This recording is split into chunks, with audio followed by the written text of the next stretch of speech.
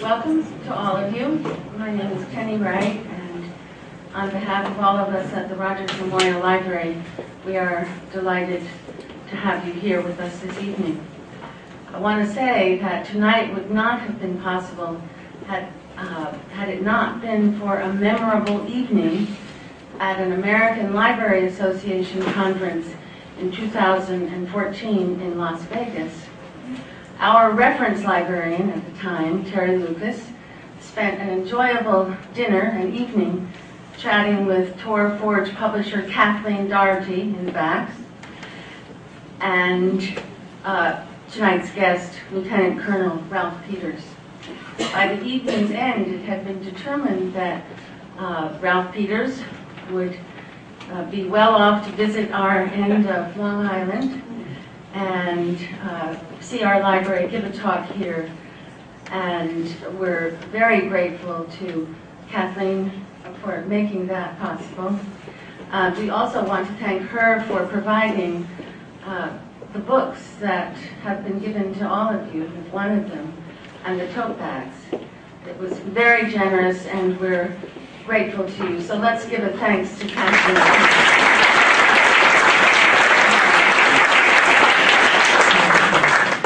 She's one of the people who made tonight happen. Of course, the other is the person who we offer heartfelt thanks to, and that is Lieutenant Colonel Ralph Peters.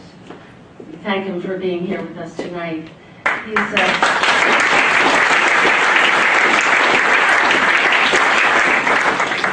He's a best-selling, prize-winning author who writes under his own name, as well as under the name of Owen Carey. A former career soldier and an old-fashioned adventurer, Ralph Peters' military novels have thrilled readers with their unprecedented realism, while his nonfiction work has shaped the thinking of a generation of soldiers. His most recent novel, The War After Armageddon, was on the New York Times bestseller list, fiction bestseller list for weeks. He won the American Library Association's W.Y. Boyd Literary Award for Excellence in Military Fiction in 2013 for his book Kane at Gettysburg, and again in 2014 for Hell or Richmond. In addition to being the most read opinion columnist for the New York Post, where his commentaries on world affairs appear 2 to 3 times weekly, Ralph Peters contributes to USA Today, Armchair General Magazine, Armed Forces Journal, and a variety of other newspapers and journals. A popular broadcast media guest, he comments on the international affairs of the day on radio programs across the nation. In March 2003, Ralph Peters became Fox News' first strategic analyst. With multiple appearances each week, he became an instant regular on Fox and Friends and the Live Desk. He is a frequent, long-standing guest on The O'Reilly Factor and on Your World with Neil Cavuto, and occasionally appears on Hannity.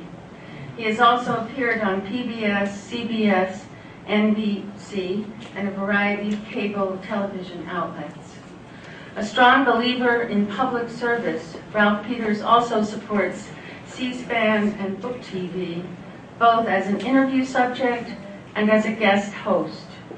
He also contributes to work closely with our armed forces and speaks regularly to military audiences.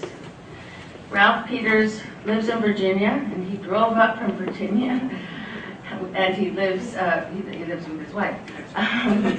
It is an honor to have him here with us today. Please welcome Lieutenant Colonel Ralph Peters.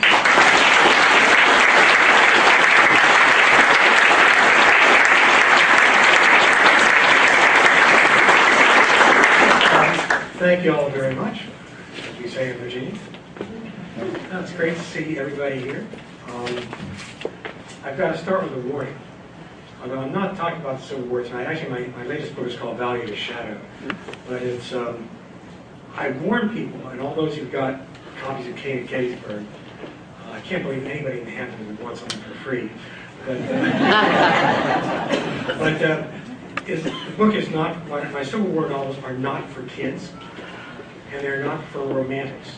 If you want a candy-coated version of America's past, just pass the book on to somebody else or donate it or trash it, because these books are the way people really were, really acted, really spoke. And at the risk of offending many people who believe that the past was perfect, not everyone in the 19th century, not every sergeant who'd served long years in the frontier, not every angry general spoke like a Victorian parson.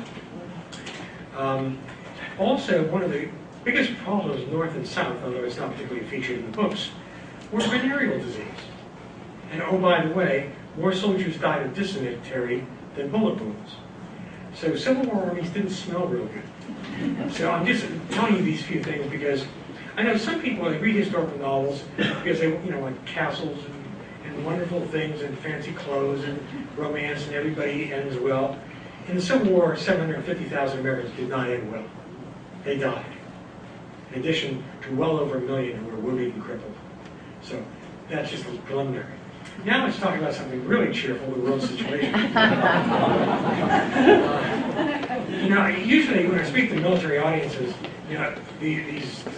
my talks are Wagnerian in length and probably just as grating. So tonight I've got about 30 to 40 minutes. We're going to try to cover quite a lot of ground, so it's not going to be a beautifully shaped Oxbridge lecture. I'm just going to launch on you and try to give you a few different ways to look at the world in which we live. But the first thing you have to do to really begin to understand the momentous events and momentous waves of history sweeping over our world right now is to, at least temporarily, put aside your political and politics and your ideology.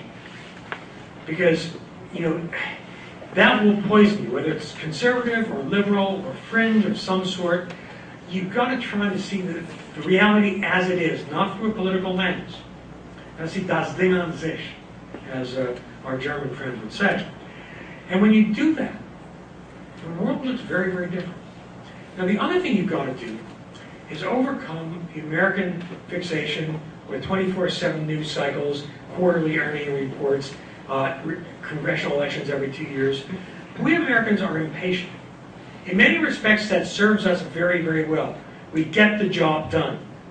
It does not help us when it comes to strategy, which requires thinking in terms of decades and generations.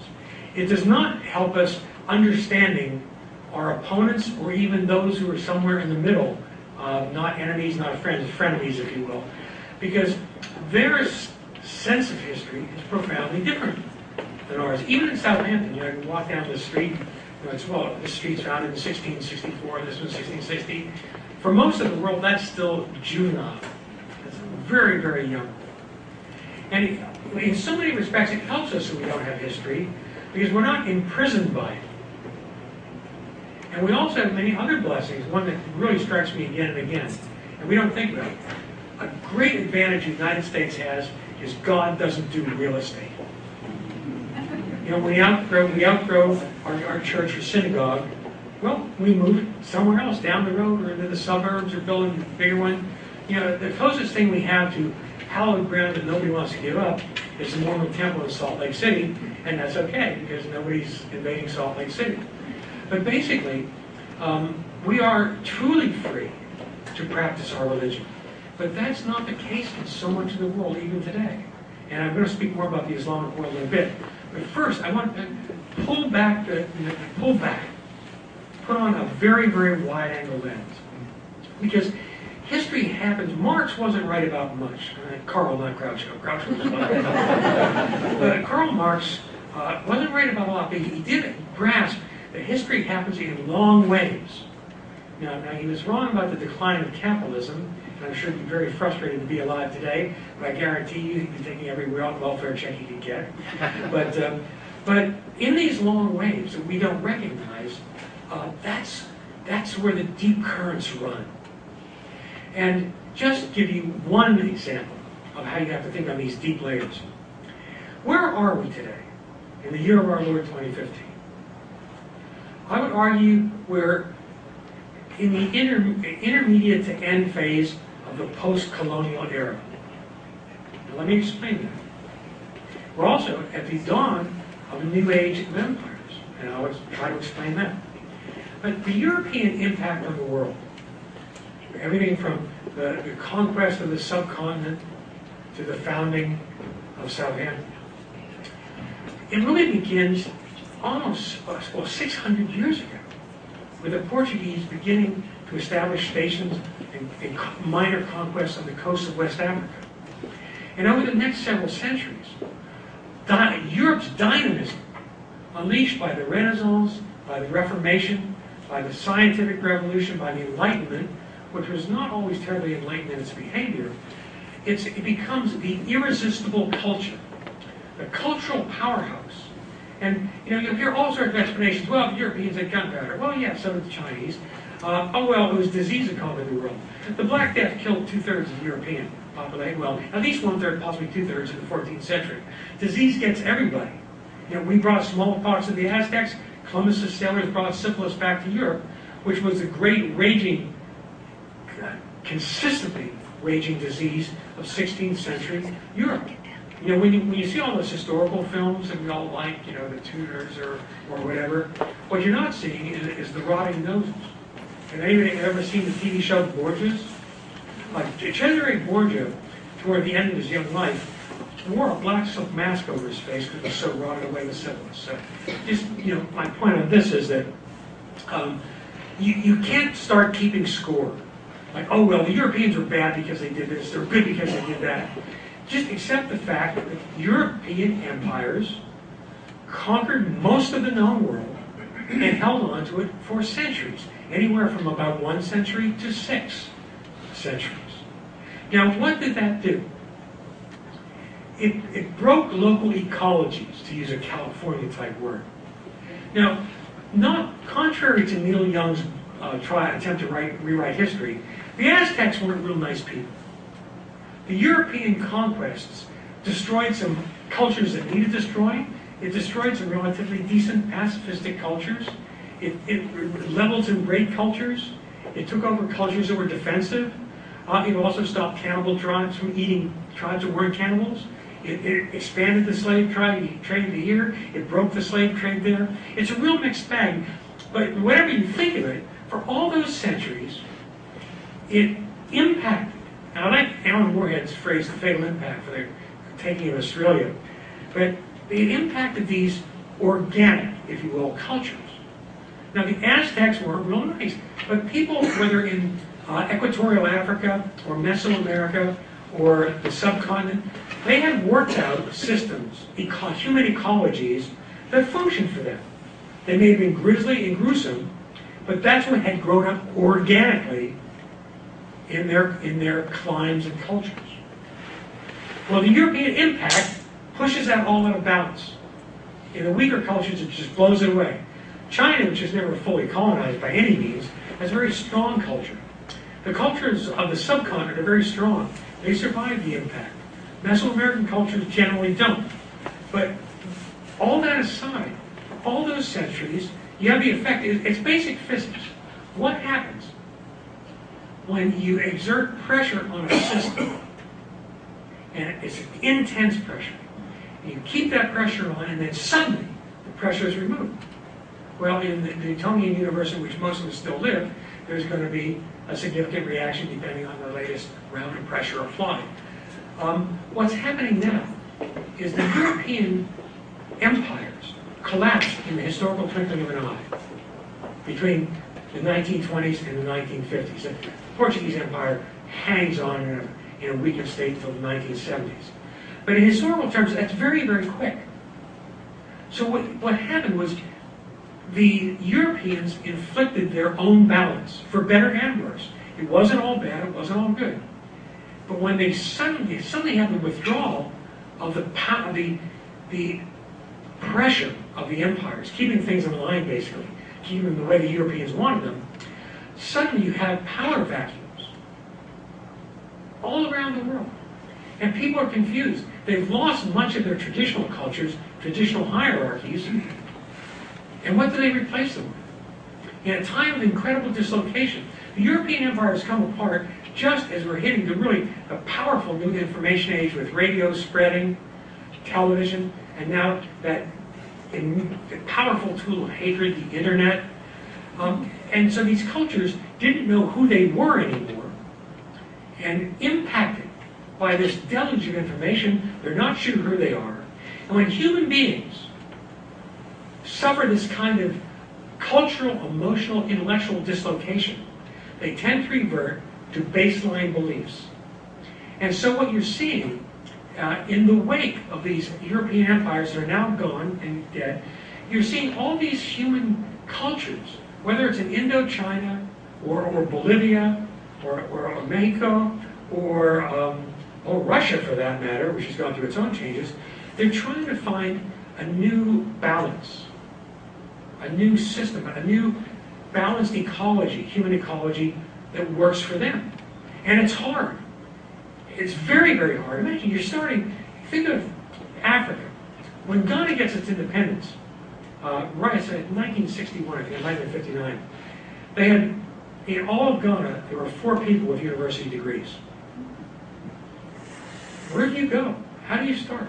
How do you build? And so you have people trying all these different things. Well, they keep some of the West. Well, you like the railroads, that's good. Medicine, that's pretty good. Well, we like clothes. No, we don't like clothes. And they're just trying to figure out what works for them. And it's very hard. And when people get frustrated, they turn violent. And much of the violence we see around the world, and which we have to deal with, is because people are just trying to figure it out. And I said, revert to baseline beliefs. What are the baseline beliefs for humanity throughout history? Blood and belief, ethnicity and religion. Look at the world today. Chinese nationalism. Han Chinese. Vladimir Putin and his great new Russia. It's all about the Russians. It's not about Russian speakers. He likes to say that. It's about Russians. He's a classic great Russian. And the great Russians, by the way, they're not Belarusians. The great Russians are Finno-Russians, Finno-Ugric Russians, basically. And you see the high cheekbones Putin has. Classic profile for a great Russian, the people who came from the north, from Finland, many centuries ago, and settled what became the Moscow area. So, but beyond that, and more immediately relevant to our security issues, is the problem with religion. It was heartbreaking and fascinating to me to watch over the last 20 years as the United States government, whether led by a Republican or Democrat, has struggled to deny that religion has anything with religious fanaticism.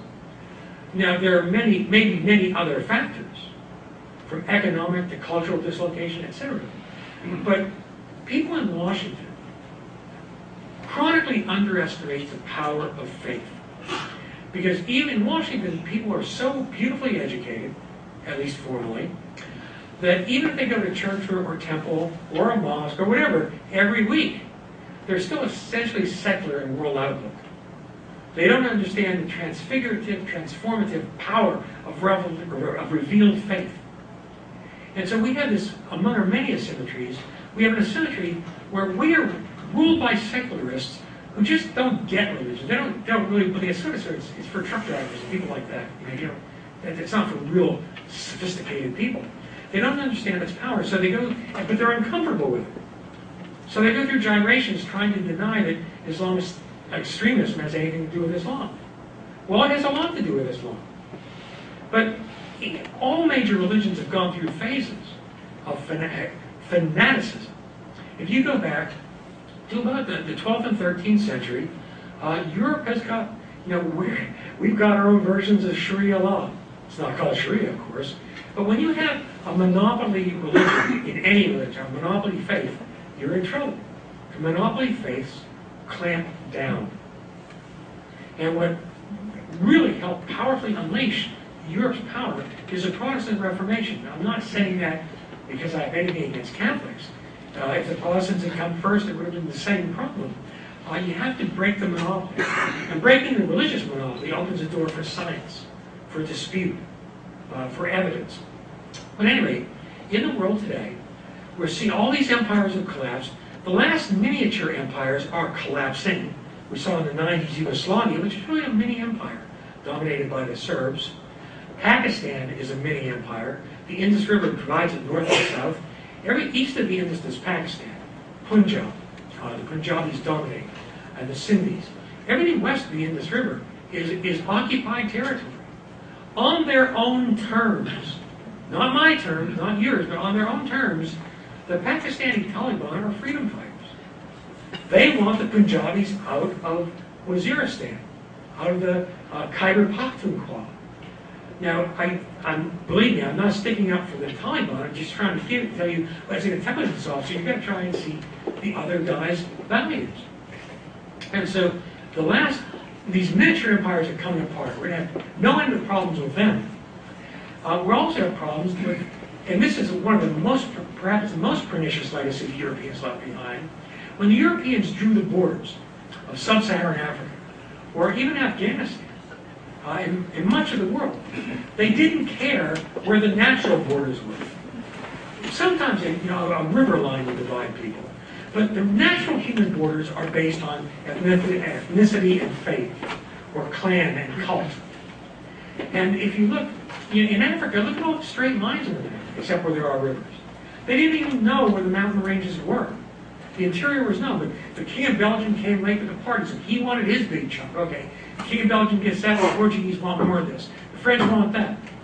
And that happens in the 1880s in Berlin, 1920s at Versailles, we draw the boundaries of the Middle East. Oh, that was a real success. And again, it was just horse trading.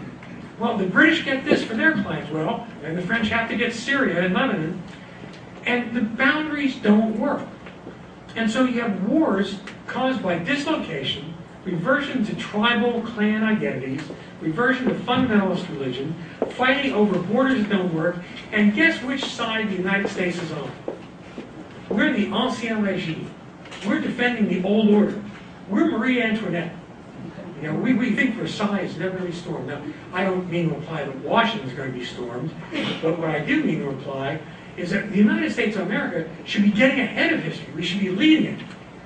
But our State Department is so broken and so dysfunctional that they cling to existing borders. It is for our diplomats, I cannot speak. It is as if every border that was on a random map in 1989 was on there since creation. Whatever you think about how the universe was created, those borders weren't there. But we have fought. In the last quarter century, all of our wars, America, the greatest force for freedom in human history, every war we fought has been caused by or exacerbated by dysfunctional borders left behind by dead Europeans, and we're fighting to preserve the borders. How does it make sense? Somalia is not a country, folks. It ain't. Iraq is not only not a country, it may not even be three countries. It may be chaos for a long time to come. In 2003, some of us argued, look, break Iraq up. It doesn't work. It won't work. Well, we didn't do that. And we're still pretending that Humpty-Dumpty can be put back together. It can't. But it's not only that, we shouldn't just ask ourselves, can it be? Should it be? What about the Kurds? The Kurds, the only, outside of Israel, the only allies we've got in the Middle East. We don't want to admit that there is a free Kurdistan in being, if not de facto, if not de jure. So weapons that are supposed to go to the Kurds, we funnel them through Baghdad. Baghdad doesn't send them to the Kurds. They give them to their Shia troops. The Shia troops then abandon them, and Islamic State gets them. It's a hard thing for our pilots in Iraq, over Iraq and Syria today, because if they're flying by, they're looking down, they see U.S.-built vehicles, and they don't know which side they're on, because the Islamic State fanatics have captured thousands of them. So both sides in the fighting in Iraq today have been equipped courtesy of your tax dollars, because we're trying to preserve Iraq. I would just argue that when the train's coming down the track toward you, it is wise to step off the train. And maybe you'll even be able to hitch your ride on the train. So I get very frustrated because for all those beautiful educations, all those formal degrees acquired in Ivy League schools in Washington, D.C., when is the last time anyone here read a think tank report that changed their mind about an important issue? We kill so many trees publishing think tank reports that say nothing, from think tanks right or left. that the Sierra Club ought to be really, really angry about it. I mean, a good rule, and it's funny, you get in this Washington syndrome where people, you want to be published, but you don't want to say anything too risky because somebody might call you on it, and you don't want to jeopardize your next promotion or your job in the next administration. So I figured out early on when I was at the Pentagon, when somebody higher up the food chain said, I want you to think out of the box. What they meant was, come back with fresh reasons why the box works. And it's really funny. I mean, but it can be funny if it wasn't so tragic. So I look at Washington and I see both parties. The Dems are right now a little worse, but both parties are in trouble because they won't stand back and look at what is happening. As all these people around the world are trying to construct new societies, they don't know how. In frustration, they revert. And a few words briefly about China and Russia, I don't want to just end up talking about Islam in the Middle East. Putin, Vladimir Putin, he is not communist. He just isn't. Nobody in the KGB was a communist by the time he was promoted. They were the people that knew how bad the Soviet Union was, how screwed up it was. That's one of the many reasons why when the Soviet Union came apart, the KGB guys were the guys that jumped right into business and corrupt deals, etc. Another problem the Russians had with doing business was all their lives being told that capitalists were gangsters. Now they're told go be capitalists, so well, it means be a gangster, right? And that's what happened. But Putin is not communist. He's not trying to rebuild the Soviet Union. He knows he can't do that. But he is trying to reconstruct, with a very long-term view, the empire of the czars around 1900. Now that actually does not include Lviv, Lemberg in western Ukraine. It does include Warsaw. And it does include the Baltic states. And what troubles me with Putin is that Washington, again, Putin has bad table manners. He picks his teeth with his fingers. And now, after one of the G8 summits several years ago, that was what everybody was talking about, Putin's bad table manners. Look, people that change the world didn't necessarily go to Grosvenor. They don't necessarily have degrees from the Kennedy School and advanced studies. People that change the world are outsiders. Insiders, we educate people in our system to maintain the status quo. And we'd like to make a tweak here and there, maybe fix this program, fix that department. But we're trying to fix it. We want change, but not too much. Think of the people over the last few hundred years who have changed the world. Not one had, powerfully, dynamically. They don't have Ivy League degrees. Adolf Hitler. You know what? People make fun of Putin. I have to say, oh, he was a mere chinovnik, a mere bureaucrat, just a lieutenant colonel. Hitler was a lance corporal. That's equivalent to a private first class in our army. Napoleon was a junior artillery officer. Ho Chi Minh washed dishes in a hotel basement in Paris. Mao was an indifferent student. Lenin was an impoverished syphilitic. I mean, it's the outsiders with drive and passion who don't know that things can't be done who make a difference. And Putin is one of those guys. Now, I don't like Vladimir Putin, but he has won every confrontation with the West. Every one. He's paying a minor price in sanctions now. He can last, if the sanctions stay in place, he can last 2 to 3 years before they really, really bite. He can do a lot of damage in 2 or 3 years. And Putin is also the classic bully. I mean, I read the Russian media, not quite daily, several times a week I follow it. And it is so racist, and their hatred, the way they make fun of President Obama is so severe that I want to defend him. But one of the things Putin really resents having to sit down with a black or mixed race, whatever you want to call it, American president. I mean, he really resents that.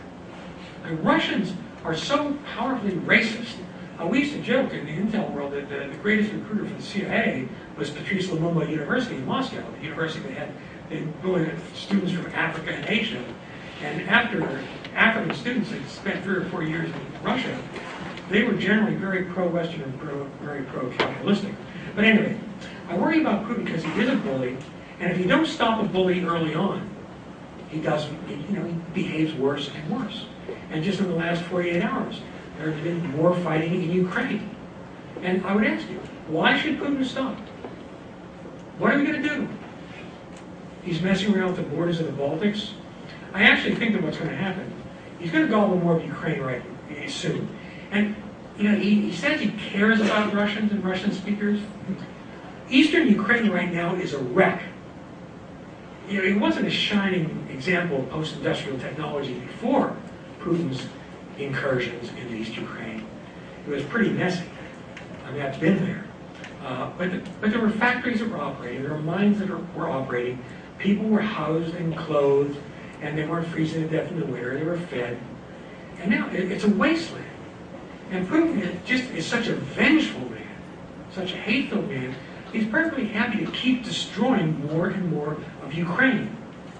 The idea, if I can't have it, nobody's going to have it. And because nobody's been willing to really stand up to him, the chances of a miscalculation are very, very high. And of all the things, I don't lose sleep about any of these issues because I can't change them. And you have to be able to turn the switch off and don't think it out of your spouse. Okay, you're angry about something that happened. Don't lose sleep. Just do what you can. Vote. But no matter who you vote for, vote. But the chances of miscalculation are high, and Russia is still the country that has the missiles and the nukes to destroy us. That is potentially still, or anew, the existential threat. And human beings do really dumb stuff. I mean, that's the #1 lesson of history. Humans do dumb stuff. So that's the existential threat. China is going through a change that in its thousands of years of civilization we've never seen. China has always been not inward looking so much as concerned only with its immediate borderlands. What it thought were its turf, its buffer zones. They reached out here and there. In the 15th century, they sent a trading fleet to East Africa, decided, well, it wasn't worthwhile, stay back in China. But for the first time, China is looking out to the whole world. They're not just interested in Taiwan, or northern Vietnam, or Korea, or Manchuria. Now they're interested in Latin America. They're in Africa. And the potential for trouble is very, very high. And the Chinese are also, again, I'm not articulating it very well, but what worries me aren't so much the individual threats. What worries me right now are the potential for cascading threats. Because under our current president, we are perceived as very, very weak, unwilling to fight. Now, the world knows we still have fine weapons, but it means nothing if you're not willing to use them. And by the way, I do not think every problem has a military solution. And obviously, a lot of problems don't have military solutions. But when a problem has a military solution, use the military properly. I mean, the cardinal advantage of being a superpower is superpower. And the rule is simply this. The United States military should only be sent to war as a true last resort, because it's critical to our survival or that of our key allies and clients. But if you do send the U.S. military to war, fight to win. And that brings me back to the next point, the Islamic world of the greater Middle East. I say, of the greater Middle East. Despite the 24/7 hysteria about the guy just shot in Boston, or the Fort Hood massacre, which was terrorism, it's not an existential threat. I heard somebody on Fox the other day say, well, Islamist extremism is a threat to our survival. No, it's not. It's a threat to our safety. Russian nukes would be a threat to our survival. Now we have to deal with it. We have to deal with it for a wide range of reasons. But before you deal with it, you've got to understand it. It really, really helps. If nothing else, understanding your enemy makes it a lot easier to kill him, figure out how to do it effectively. But whether you want to kill him or hug him and give him a teddy bear, understand it. And on their terms, not our terms. Now, the reason I said Islam in the greater Middle East, and I've stretched that to include the Sahel and the Savannah Arboreal in Africa, is because I have great faith in the long term, over the next 2 generations, in American Muslims. Notice the problems we're having. A lot of them are with converts to Islam, disaffected young Americans, punks, jailbirds, who get wired up. And there's no zeal like the zeal of a fresh convert in any religion. We have not had a lot of pediatricians from Pakistan or professors from Iran turning terrorists. Now, some smart, fairly educated guys have gone over, but let's take the low-end number of 2 to 3 million American Muslims. How many of them have become terrorists? Never underestimate the transformative power of America. Religions are like societies. They change on their frontiers. Christianity and Judaism, despite all the blood spent and lost over the years, were lucky they escaped the Middle East. The deserts of the Middle East are great at spawning monotheist religions and terrible at nurturing them. Both Judaism and Christianity are religions of multiple exile. And that's where we have forged faiths that the church fathers, for Christians, wouldn't recognize. Now, if you're Jewish, tell me, do you live by all the rules in Leviticus? I don't think so. How many Christians, for that matter, among us really live the Sermon on the Mount? Southampton? I don't think so. My point is just that faith is actually malleable. Even the basic texts are malleable to the extent that people pick and choose. We graze. Oh, I like the part about Mary Magdalene. Yeah, you can hook up a number of times and clean up your act and you're forgiven. That's good. Yeah, that stuff, that other stuff about burning in hell forever, don't like that. We'll just skip over that. But we pick and choose. And, the driving force from the children, from the daughters, is going to, the Islamic Renaissance or Reformation is coming. But it's coming in Toronto. It's coming in Dubuque, Iowa. It's coming in Los Angeles. And we just need to give it time. Think of those long sweeps. I mean, I have no patience with Islamist terrorists. I want them dead. It's the only thing that works. But don't take it out on American Muslims. Because overwhelmingly, their average income is higher than the American average. Of course, we've skewed it in a lot of ways, but nonetheless, our problems are very different than Europe's. Europe got the welfare queens, the uneducated Muslims, the ones who want handouts. We got the exiles from Iran, educated people who came and built new businesses, educated their children. We get, again, from Pakistan, the doctors. I have great faith in this country's ability to co-opt, seduce, and transform anyone or any religion. Never underestimate the United States of America. But our problem isn't here. And oh, by the way, I'll say something that some of you may not agree with. Like this woman who is sponsoring the draw cartoon of Muhammad things. It's just the wrong thing to do. Having an intelligent discussion about Islam's problems is one thing. We need that. We need frankness. But I am not for insulting anyone's religion. Now, if the Aztecs were around, I might do that. But really, what does it help? Okay, you're mad because there are Muslim terrorists. How does it help us to insult all of the law-abiding Muslims? Really? That helps? A good rule in the military, a fundamental rule, is when you're fighting a war, don't make more enemies. Why insult law-abiding Muslims? It really bothers me. Now, I will, under the First Amendment, I will certainly defend that woman's right to sponsor the contest. I will defend her right, the right of the cartoonists to draw the cartoons. But is it wise? Now, this is going to sound contradictory. I will say this. We missed a big chance when in 2005, the original Danish cartoons, As soon as the death threats started coming, the cartoons should have been published on the front page of every newspaper to make the point, in the heat of the moment, that you cannot threaten us. But I do think drawing the original cartoons were a mistake. It doesn't help. Don't drive more people into the arms of the terrorists. Now, speaking of the arms of the terrorists, and this is where I'll wrap it up. Back to the fundamental power of religion. Now, origins do matter. They're not decisive for all time. But Christianity, in its first 300 years, is a pacifist religion. Until Constantine comes along and the Milvian Bridge and all that. Now, we Christians learned how to kill people pretty quickly, and we did a pretty powerful job for centuries.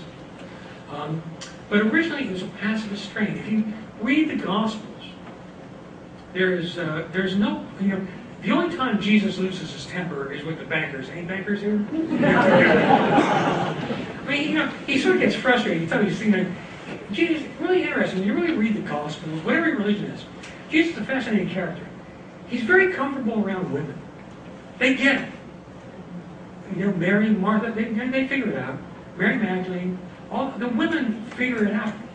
But the disciples, he's always like, that's not what I meant, guys. Listen, I'm trying it. And he's explaining it to them again and again. Now, on the subject of the Judeo-Christian heritage, I always tell people, look, my Christian and Jewish or atheist or agnostic friends, 2,000 years ago we had an argument about one rabbi. Please, can we move on?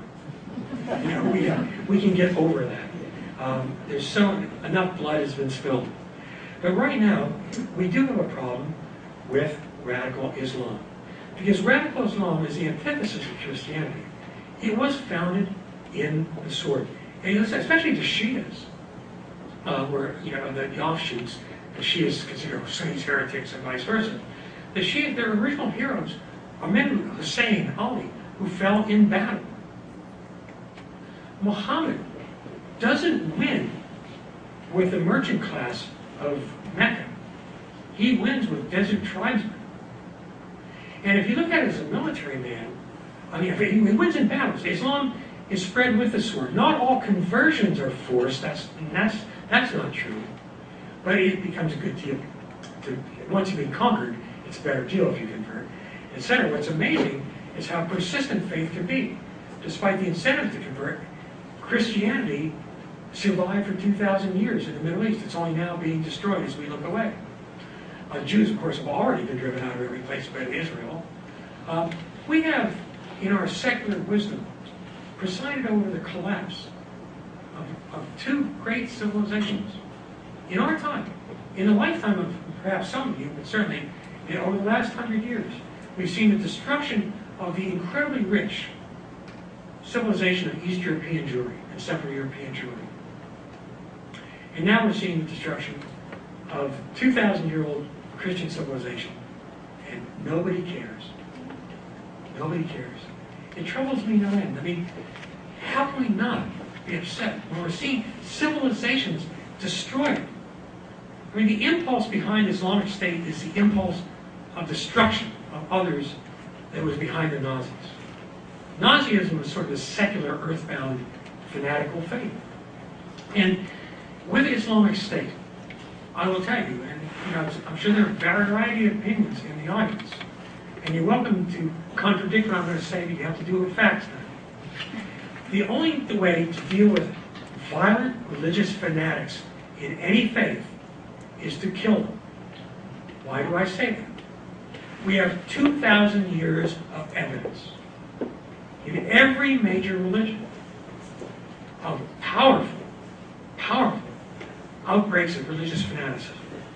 In 2,000 years, I cannot find one instance, not one, where a violent religious fanatical jihad or crusade, or call it what you will, was put down with compromise or negotiations.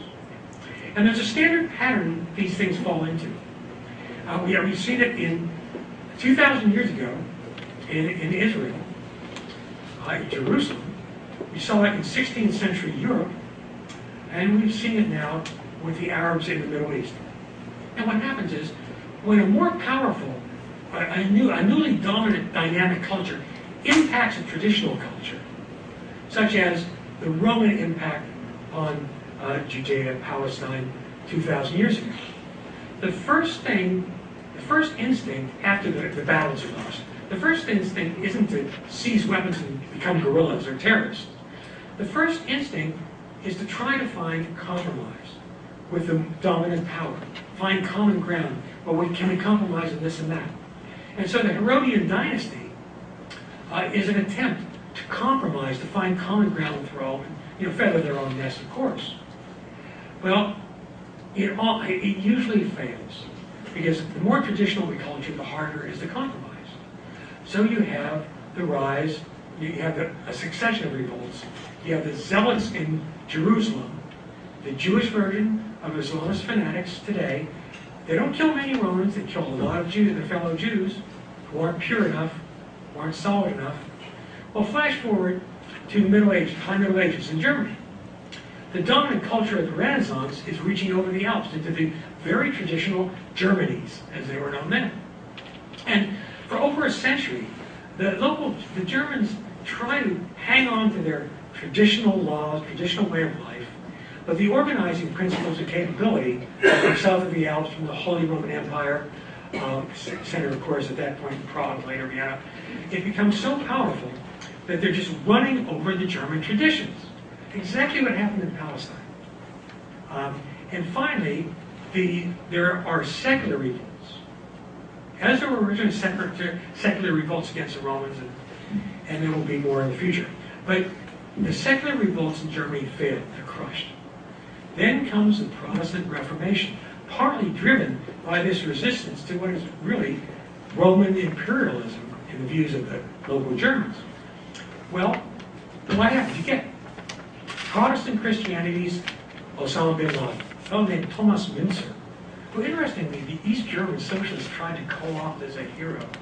Thomas Münzer was, like Abu Bakr al-Baghdadi, the head of Islamic State, was an absolute fanatic. And he raised this band of the kind of people that are joining ISIS today. People who are loose ends, who need a cause, out of work nights, guys dislocated by the collapse of the old order. And they march across central Germany, burning, killing, raping, and looting in the name of Jesus Christ. And the powers that be, both Catholic and newly Protestant, figure out this can't go. So how do they deal with them? They kill them. And there are examples after examples throughout history. The Taiping Rebellion in China in the 19th century, the Mahtist Revolt, numerous revolts in India, obviously the First War of Independence, as India is called, we call it the Support Mutiny. Throughout history, it's over and over again. No exceptions. When it's driven by Islamist fanaticism, or by religious fanaticism, it's all or nothing. There's no reverse gear for the hardcore religious fanatics. I wish there were. I wish we could, send them all to, well, probably not Southampton to Montauk, give them some courses, some counseling, but it just doesn't work. And I always think somebody, inevitably somebody will say, oh, what about Northern Ireland? No IRA gunman was saying that was for the Pope. That was socioeconomic struggle. The IRA, the Catholics were economically, they'd been kept out of power economically and socially. That was a socioeconomic secular struggle. It just happened to divide along confessional lines. And I mean, again, it was not, suicide bombing Jesuits and fighting Franciscans. So, anyway, last point I want to make. Another example. I said, first thing, the people impacted by this foreign imperial power, this dynamic civilization, they tried first to reach out to find an accommodation. PLO, Palestinian Liberation Organization, don't like him, but they were not Islamist fanatics. Yasser Arafat's wife was a Christian. They tried to find a secular accommodation. For a variety of reasons, mostly the fault of the Palestinians, it didn't work. What happens when the secular accommodation doesn't work? You go to the next phase, which is the religious fanaticism, in which phase you've got no reverse gear. So again, I wish I could be more cheerful. Honestly, I wish I could be a Quaker, but the only reason there are living Quakers is because other people have defended them. You know, we tell ourselves lies about human nature. We tell ourselves comforting lies because we can afford to, because we're still, despite the occasional Islamist terrorist attack, we're still so safe, statistically so safe, and so pampered, and so privileged. And it's just, what a wonderful country this is for all its problems. And we forget how brutal the world is beyond our shores. I hate the cliches like, you can't put a price on human life. I can. In parts of the Middle East, it's about the cost of a falafel sandwich, or cheaper. There's much of the world where human life just isn't important. It may be important to the individual, may be important to their family.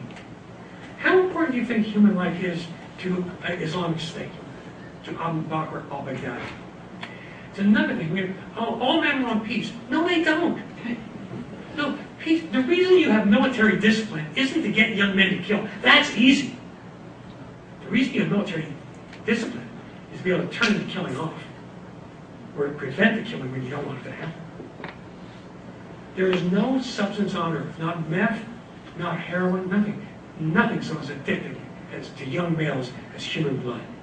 Not to all young males. Some are revolted by it. Some are indifferent to it. Some can't deal at all. But for a substantial minority of young human males, and some females, killing is incredibly empowering. It's as close as you come to being God. And you look at the profile of the foot soldiers in Islamic State. Not the leaders, tend to be better educated. Oh, they're addicted to bloodshed too. But look at what Islamic State offers these guys. Like at the Americans, the ones who want to join Islamic State, they're almost invariably losers. You know, the guy surfing the internet in mom's basement, don't have a job. And what does our State Department do? Well, they want to give them jobs as Walmart greeters. You know, they just need jobs. No, they have jobs now. They have jobs. They love their work. If you're a young guy who sees no future, just kind of pissed off the world, because so many young people are, and Islamic State comes along and says, hey, you know what? Yeah, you have bad luck with women, no career, not going anywhere, didn't do well in school, but if you join us, you can kill, you can torture. And torturers tend to be special people who love their work. You can kill, you can torture, you can rape, you can have sex slaves. And if you happen to get killed, you go to paradise. Now, you know, I always tell people, forget Clausewitz, he doesn't apply. Sigmund Freud has bad rap now because, you know, you always got to diss the last guy, you know, Freud's out. Freud got a lot wrong. But he was very much right about the power of the sexual urge to form or deform human beings. And we're dealing with the Islamic civilization, the Arab, and to a large extent the Persian civilization in the Middle East. We're dealing with a civilization that really needs a hot date and a six-pack. I mean, it's, think about the whole thing with Islam. Think about the thing with Islam. 72 virgins. Why virgins? Why not 72 accomplished businessmen? Why not 72 fashion models? No, it's got to be 72 virgins. That is reflective of absolute male insecurity. It's got to be, but this obsession with virginity. And what's interesting is, if you look at Southern Europe, remember, Islam reached all the way through the Balkans, up into Hungary, twice it reaches the gates of Vienna, but for centuries it has Sicily, Greece, Spain, southern Spain, for about 700 or 800 years. And if you look where there's an obsession with female virginity, honor killings in the Christian world, it's exactly, I mean, the line is perfect where Islam prevailed for centuries. You take on the values of the occupier. You take on the values of your enemy sometimes. And again, I have great faith in American Muslims, but history is history, fact is fact. And if you cannot possibly progress as a civilization if you exclude women. I couldn't be speaking to this mixed audience in most of the Middle East. There's some parts areas I could. But think about it. I wish I had more time. I'll wrap up soon, I promise. But God, I mean, the greatest social revolution in all of human history happened in our lifetimes. The transition of women from men's property, men's partner in the Western world. Now, I know there's still glass ceilings, and the one shatters every 5 minutes, if not every minute. But what we did in our lifetimes, we doubled our human capital. It's incredible. The talent unleashed.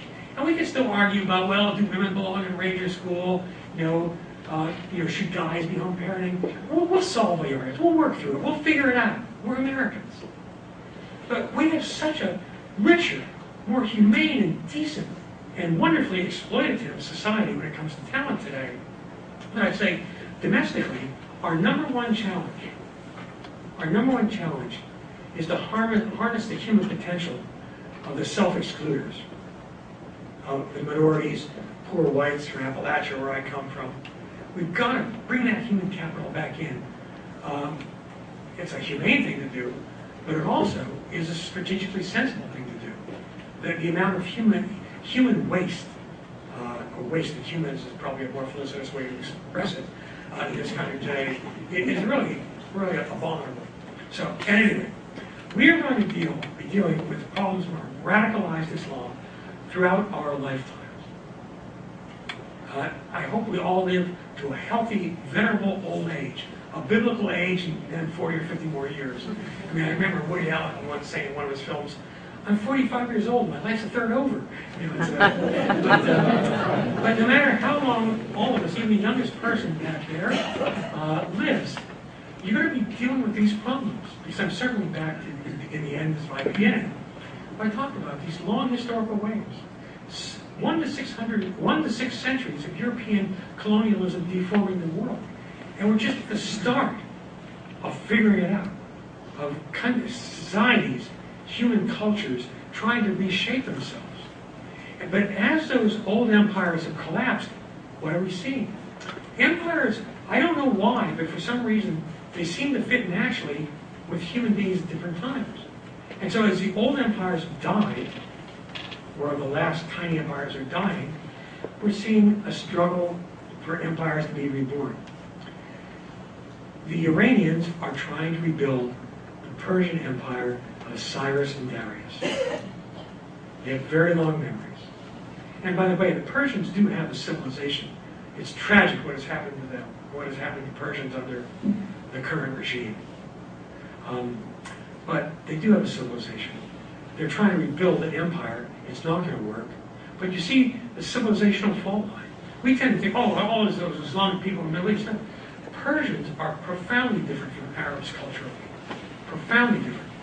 And oh, by the way, Persians are also very racist toward Arabs, which is why in the long term, the idea that Iran and the rump Shiite Iraq are going to be close buddies forever, at some point the racism gets to be too much.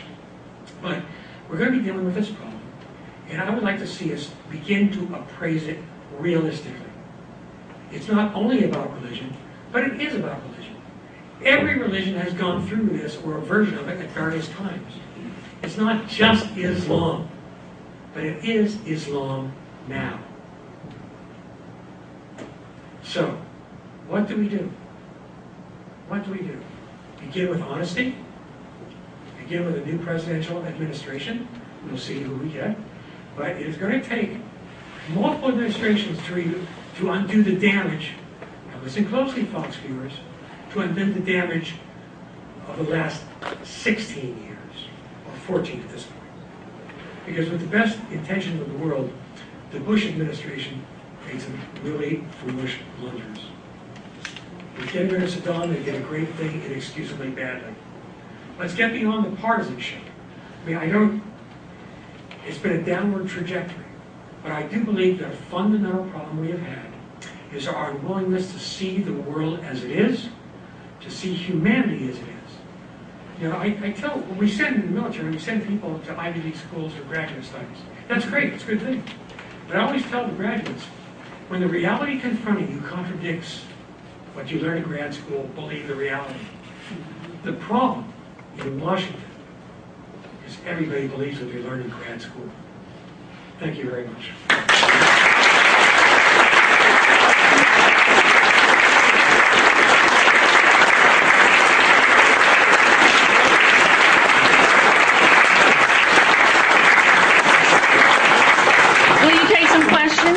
Yeah, okay, good.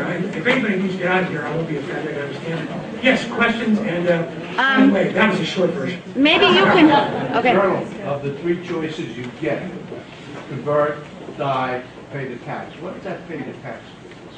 Oh, well, you know, it's, the IRS should be this smart.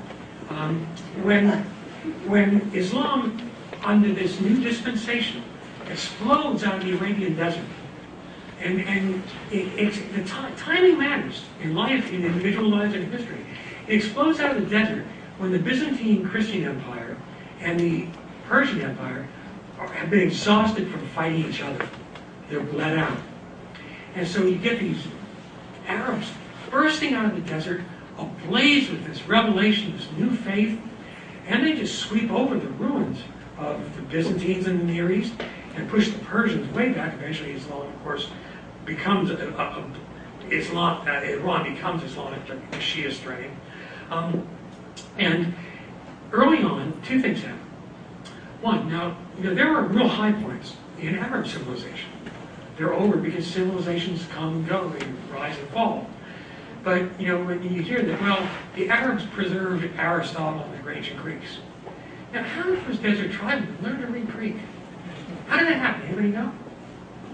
They weren't stupid, they were merchants. I mean, the tribesmen, the warriors are tribesmen. The Prophet Muhammad and his coterie, they're from the merchant class. And they know you've got to pay the bills. And so, initially, it's, you know, convert. Very quickly they figure out, well, no, you don't have to convert. If you're a Jew or a Christian, you can't be anything. If you're a Jew or a Christian, you pay you pay the tax, and you practice your faith as a second-class citizen. And so it fills the coffers. So it's a win-win. You know, if they convert, well, Islam's got another soul. If they don't convert, they get the tax money. Now, how did Aristotle and Plato get preserved? They never went away. They were in the libraries of European monasteries. But when this new faith burst and floods and flames across North Africa and the Middle East and into Asia Minor, the tribesmen don't know how to govern. Even the merchants, the merchants in Medina and Mecca, or various other small trade route cities, what they do is they quickly take over the existing bureaucracies. The Byzantine bureaucracy is Greek-speaking. It's primarily Christians and Jews. The people that teach the Arabs about Aristotle or Pythagoras or Lucretius, or, well, not Lucretius so much, but about the Greeks, are Greek Christians and Jews who speak a dozen languages because that's how you survive. But now the Arabs did embrace much of it, and they did add to it to a degree. But see, we twist ourselves.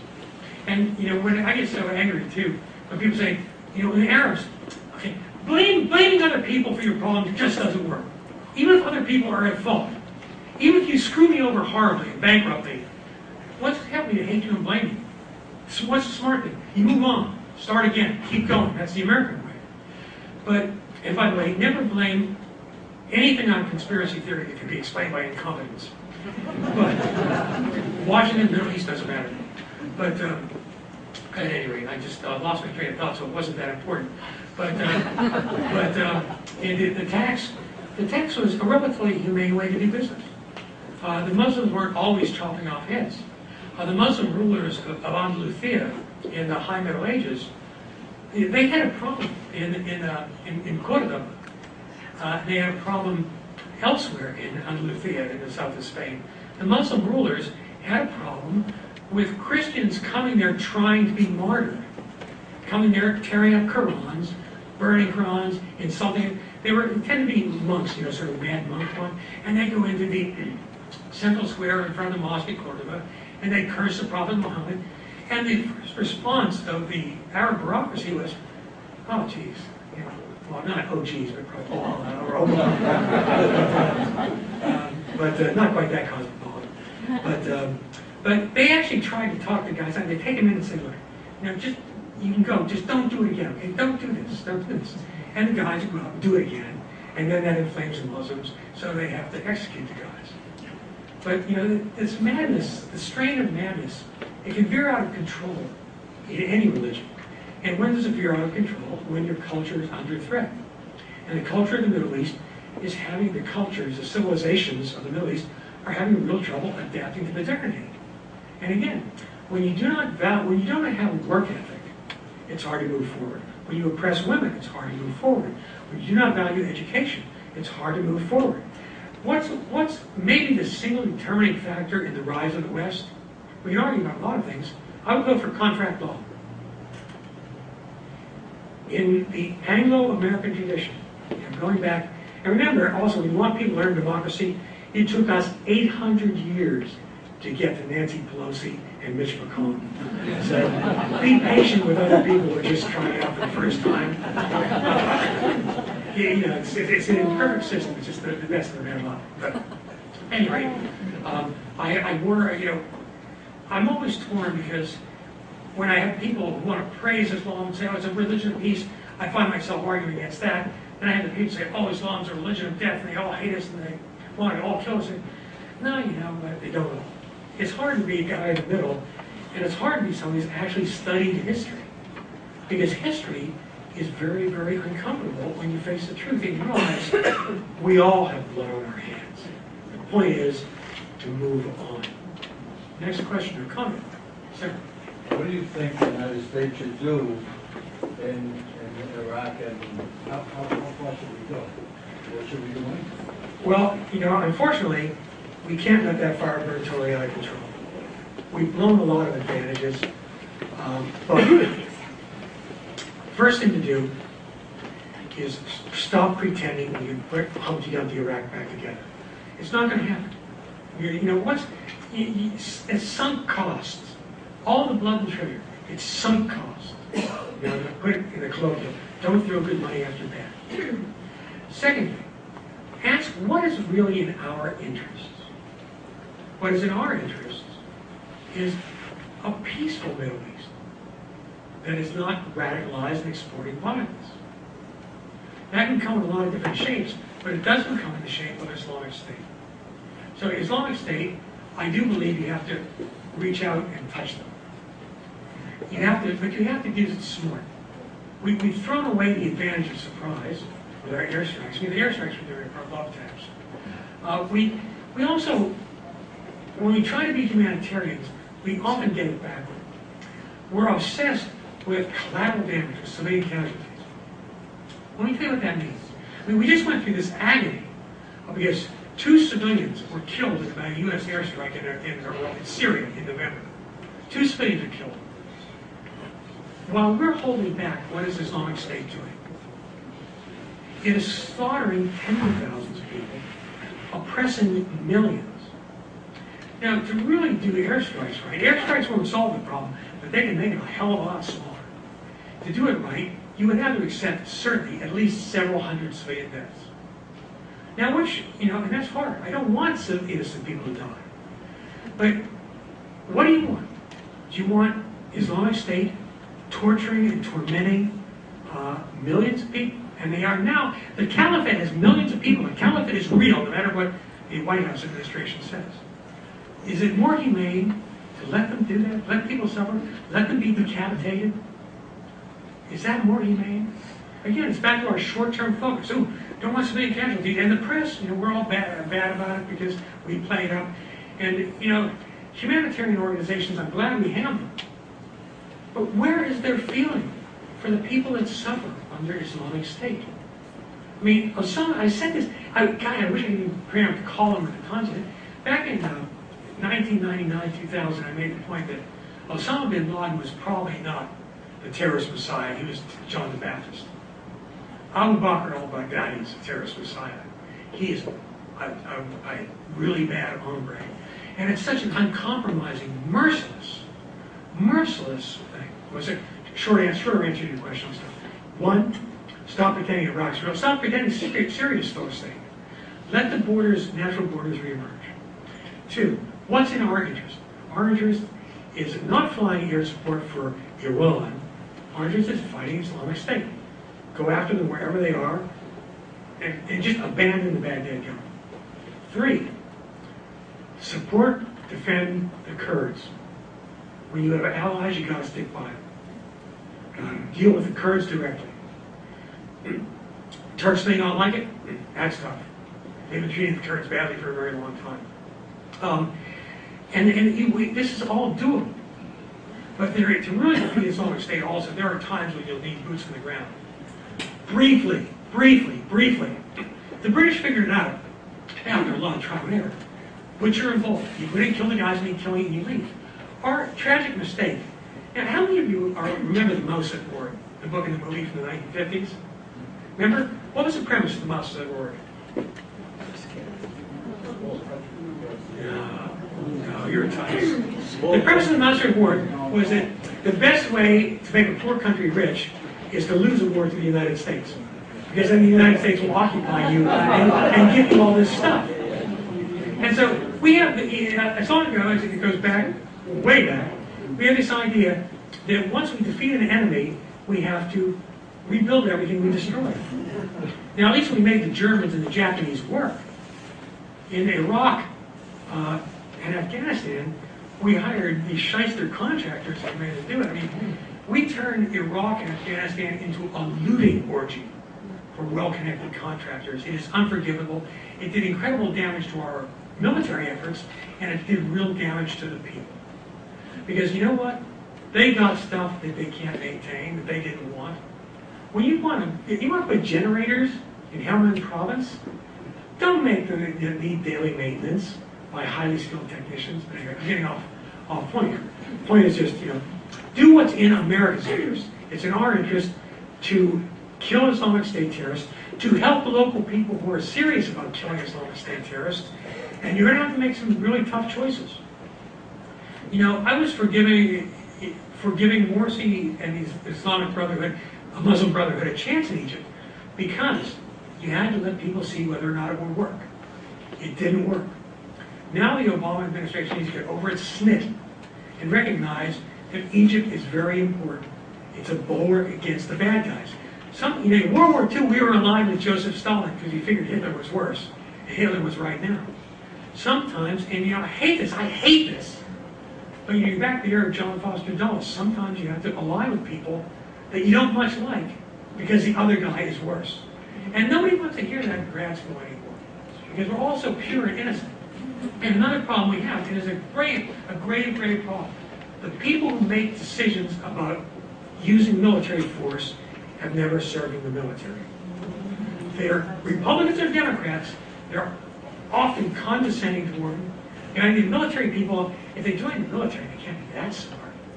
Because patriotism, really? I mean, that's the stupidest religion, right?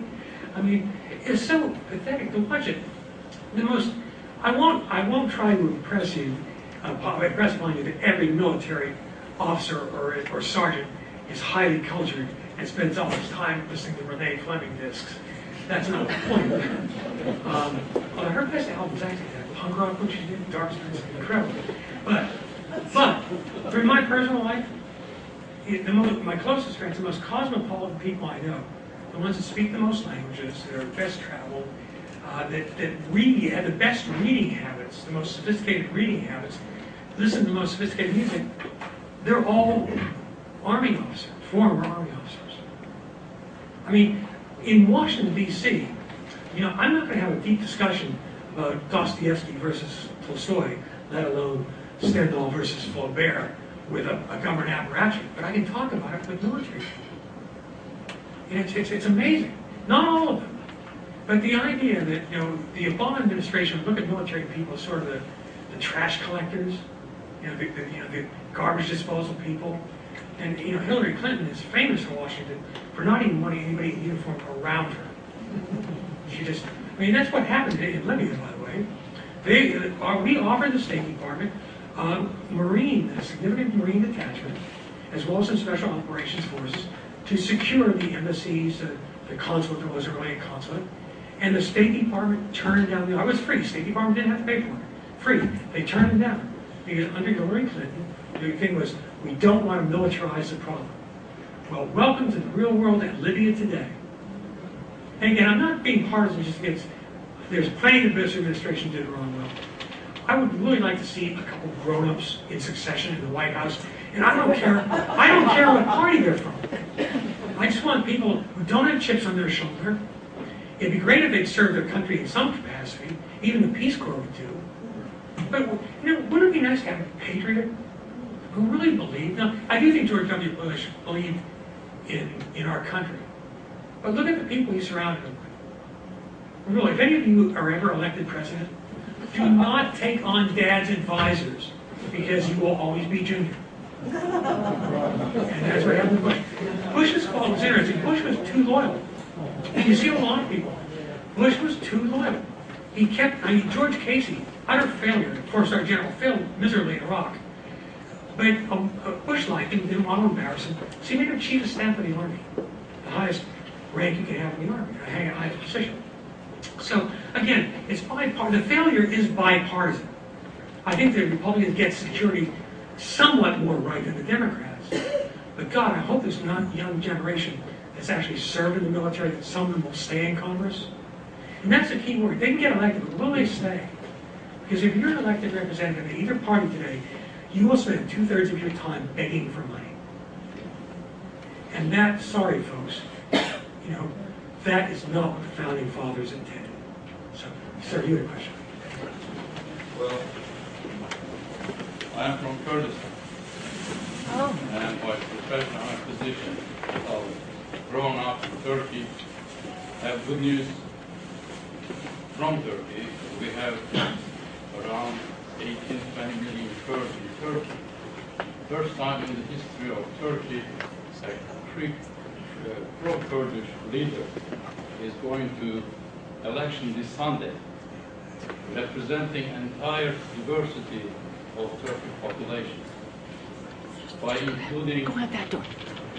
big news in CNN, gay and lesbian, transgenders.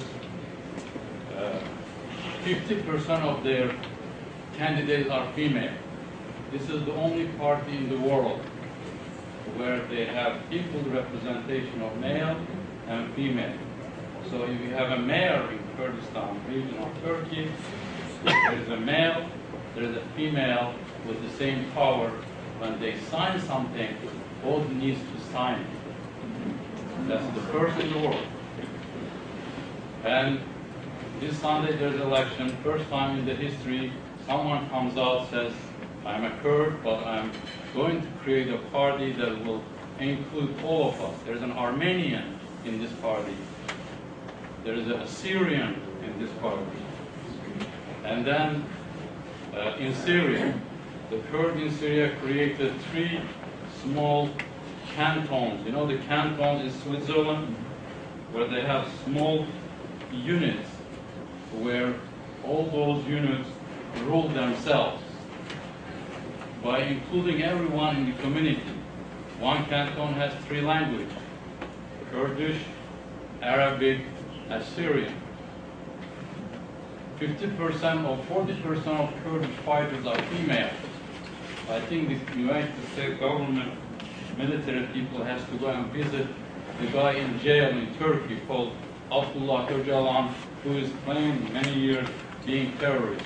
He is the most secular and most philosophical guy who came with a solution saying that we cannot win this war with Turkey by militarily. We have to go into the parliament. So there are good things happening there. And the solution is federation. We can't change the border anymore in Kurdistan between Iran and Turkey or Syria. We say we will stay within existing borders, except in Iraq, because we did our best. We couldn't get along or convince Shiites or Sunnis we need independence there. But other places, we are going to live together. Other good news, I totally agree with all what you said. I am grown up with a Muslim mother, 5-time praised, with a father who was atheist, agnostic, and came here and picked up from this religion, this religion, this religion, and became Unitarian. The other place, this is the best place in the world, there's no doubt about it. Years ago, a friend came visited us in South and said, would you like to join us for a business venture? I said, look, I have never done that cheese business. So a year later, he became a Chobani. He's a Kurd from Turkey, by the way. This only happens here. It will not happen in Germany. I have friends, doctors, from Germany. It will not happen there. This is the best way to do it. We have to invest. You know, there are least amount of ISIS participants from US compared to Belgium. Sir, You're out of order. Thank you. no,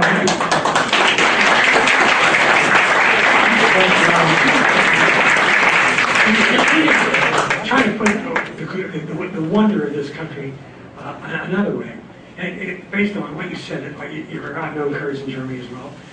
In Europe now, if you're Kurdish or Arab or Baha'i or whatever, you can become a citizen of France.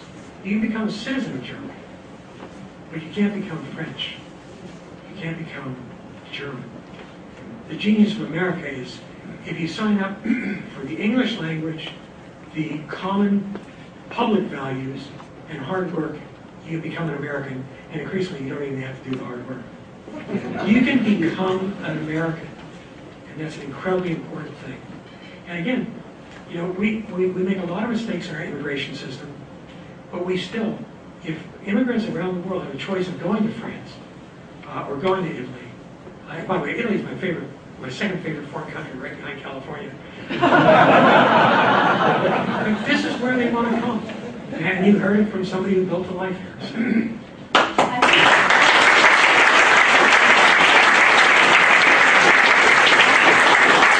Thank you for your patience with me. I want to say, raise your hands if you think that Ralph Peters should have a Hamptons vacation every year.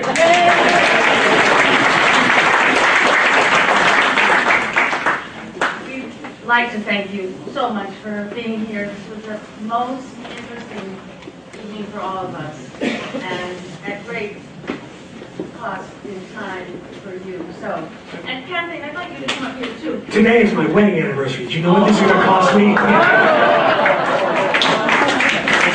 And we'd also like to, and so we'd like to present you with a library bag that they will see in Washington and Virginia with our name on it. And we'd like to thank the woman who really made this all happen and is generous and wonderful. And she is a patron here in this community, and we can't thank her enough for having this evening happen. Thank you, Kathleen.